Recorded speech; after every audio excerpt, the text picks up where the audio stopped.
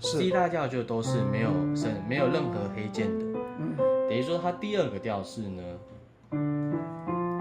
一样是没有黑键，只是它的出发从 Re 下去了，是调式的，是这样子，它的不同出发点，对，所以这个都是每个各有特色的一种。比如说我们从第一个调式去演奏的话，就是我们常见的大调音阶，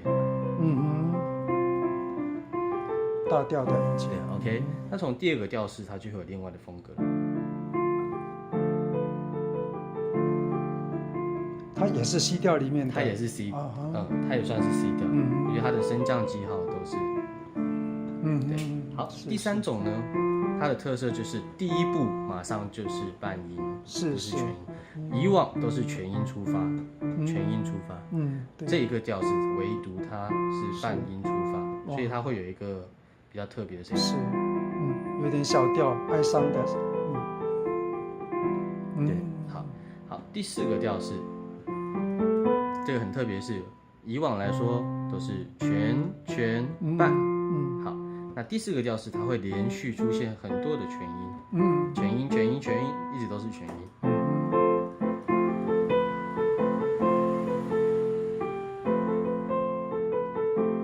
或者是它会有一种可以做出像这样的声响。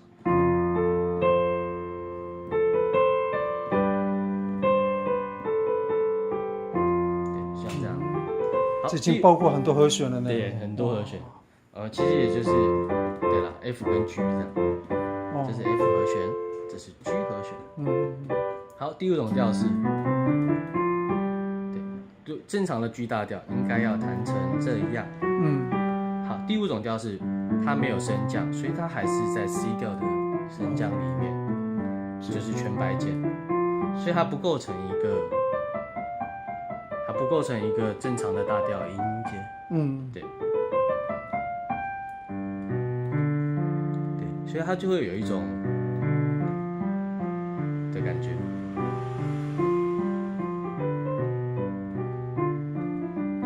这也是 C 调调式的，因为它全部都是白键。好，接着从拉出发的 C 调升降。这就是我们常见的小调的感觉。是。那我是不是在吉他里面都要这样子来？这个其实已经到很后期，而且流行乐其实不太会用到。对，流行乐很少用到，但是还是有机会的。流行乐的话，我目前只需要知道它当下弹的是哪一个大调，接着我们就用那个大调的音，基本上都不太会错了。对，所以。在这之前，这个东西你可以先知道，但是你可能还用不到，没关系，知道有这件事情就好了。所以我知道就是这个叫做调式，这个叫做调式音阶，对。所以在流行音乐上不需要较少，一般来说会用在爵士乐较多，对，或是蓝调。蓝调也想学了。